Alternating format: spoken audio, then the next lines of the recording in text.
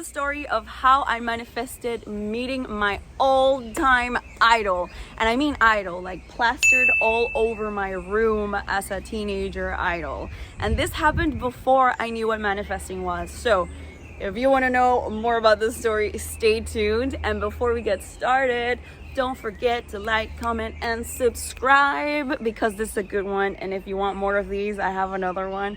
So let me know down in the comments.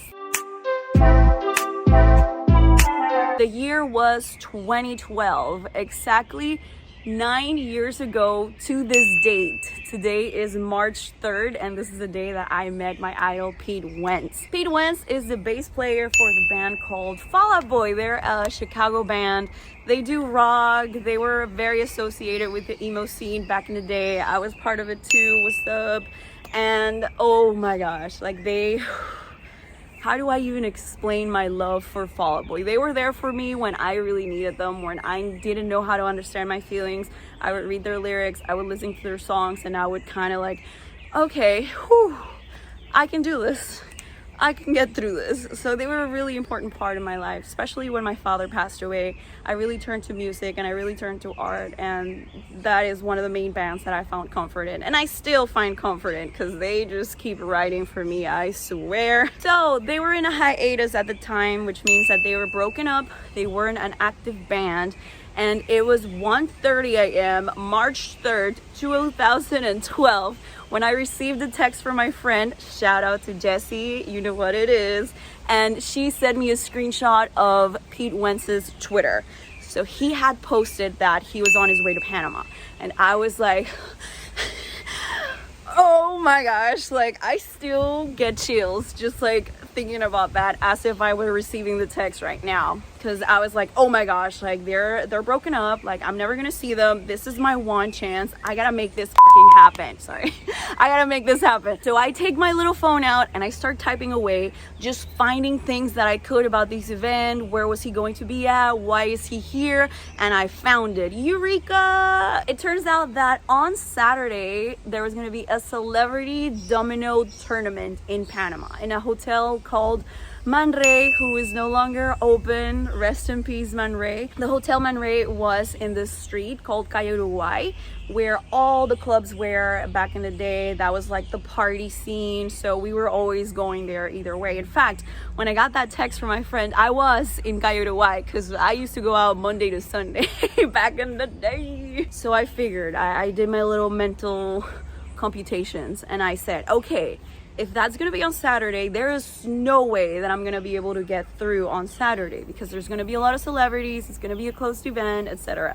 So I gotta get there on Friday and just like hang around the lobby, the hotel, the rooftop, and just catch him there. I figured that that was my best shot. Friday rolls around, I grab my little Fall Out Boy CD from under the cork tree, which just turned 15 last year. I grab my marker, I grab my best friend, shout out Margarita, thank you so much. Her and I, side note, we have another story about her idol and her manifesting calling her idol. So we can talk about that later because it's such a good story. In fact, I want to bring her on this channel so that she can be part of that because she needs to be part of that. Anywho, so she goes with me on Friday and I'm like in my little dress, like all ready with my thing. I had bangs at the time, I remember. I was obsessed with Zoe Deschanel, so like I had the little bang thing. And I was just like waiting there and waiting in the rooftop. So we go to the hotel and there's kind of like security around the area. So we're just like, all right, like let's just, no questions. We're not asking anything to anybody. We're just going. Like, so we just marched in there like we belonged, but like not really. So we went there, nobody said anything. So we kept going and we just went to the elevator, went to the rooftop, got out of the rooftop, and we were like, okay, anytime now. I searched the area, he wasn't there, so I decided to wait in front of the elevator like a good Scorpio because I'm gonna find somebody if I really want to find somebody, and I really want to find him. So I stood there in front of the elevator like a stalker, and I was just like, all right, anytime now. So the elevator opens and I see a friend of mine, somebody that I know because she is just as obsessed with Pete Wentz as I was. In fact, I knew her because both our last names on Facebook were Wentz, which is Pete Wentz's last name. So mine was like Eva Wentz and her was Gina Wentz. And that's why we ended up meeting. So I see her there and I immediately know I'm in the right place at the right time, because that girl, oh, she manifested being Pete Wentz's assistant. She got that through her father, who's a radio jockey. So he managed to get her like her dream job. So I see her walking out and I'm like, oh my God. Like, and we just like, we make eye contact and we're like, like just trying to like be as normal as possible. Just like, you know, walking towards each other. Like,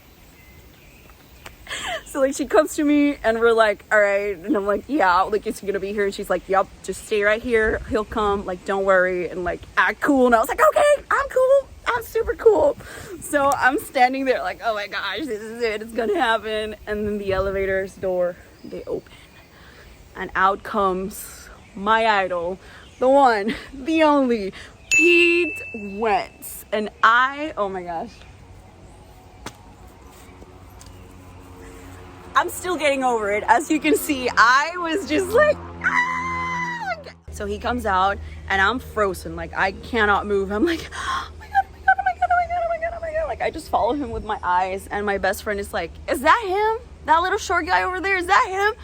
And I'm like, yeah, that's him. She's like, go. Like, what are you waiting for? And I'm like, okay, cool. So I grab my CD. And I just like head over there where he's at. He's talking to somebody else, so I didn't want to be rude. I just stood behind him, towering over him in my heels, just like, hello, you know. And then like the person stops talking or like they walk away, and I gently tap him on the shoulder. I just like, and he turns back, and I am like, hello. I honestly don't remember what I said. A part of me blacked out from just excitement, and I remember him like just like like I couldn't believe it was him. Like seeing your idols, the person that you love, like just on like in real life, like in skin and bones, like 3D. Like he's not a picture like plastered on my room. It's just like a real person. So talked a little bit. I'm like, I am such a big fan. Like you guys really like helped me through some big times, like tough times and everything. And I was wondering like if you mind, like could we take a picture? Like could you sign an album for me? And he was like, absolutely. He was the sweetest person ever. He was like, absolutely, like yeah, let's do it. Like I pull up the album, which I have, hold on. And this is from Under the Cork Tree. It's their second album, I believe, one of their first albums. So he looks at it and he's like, oh my gosh, like where'd you get this? And I was like, yeah, I got it at FSU. My sister goes there, so I got it on a sale or whatever. And he was like, that's so cool. He asked how I spelled my name. I let him know. And then he wrote like, Yvonne, you rule, Pete Wentz. I don't know if you can see it. You're probably not. Let me take this out. So there, he says, Yvonne, you rule, Pete Wentz. And oh my gosh, that was one of the best days of my life. In fact, a year later when the band came back together, which was awesome, they had concerts and I was already in Tallahassee and FSU studying there. So I went to see them live and I got to actually meet them, and he remembered. I showed him the picture of that night. He was like, oh my gosh, this was in Panama. I totally remember this. How's that girl? What's her name? And I'm like, Gina. He's like, yeah, how is she? And I'm like, she's good. He was like, oh, that's great, man. That's awesome. Thanks so much for coming. And it was so sweet. That is another story for another day, because I almost didn't make it to that concert, but I did, and that was another whole manifestation story, even before I knew what manifestation was. So leave a like, leave a comment if you want me to tell that story, because that's another good one, and it's one of my favorite stories to tell, just like this one. So that's the story of how I manifested meeting my idol, even before I knew what it was and how you could do it. it was just such a pure intention in my heart, and it was just such a big love on my part. And at that time they were on hiatus, they were already broken up, so I kind of like, it's never gonna happen. Like I was, you know, I let it go, and I don't know, I think that's why it happened then. And it was just so magical. So if you like the story, like, comment, and subscribe. If you want more of this and you want to hear about that other concert story, let me know down in the comments, because I have a few of those and I know you're gonna enjoy them. So I'll leave you with that. I love you so much. Check out my manifestation tool below. Some really cool stuff down there for you, including 6 meditation exercises to help you focus instead of wrestling with your mind. So I love you all so much. Let me know if there's anything I can do to support you. Mwah! Big kisses, big hug. Take care. Bye bye.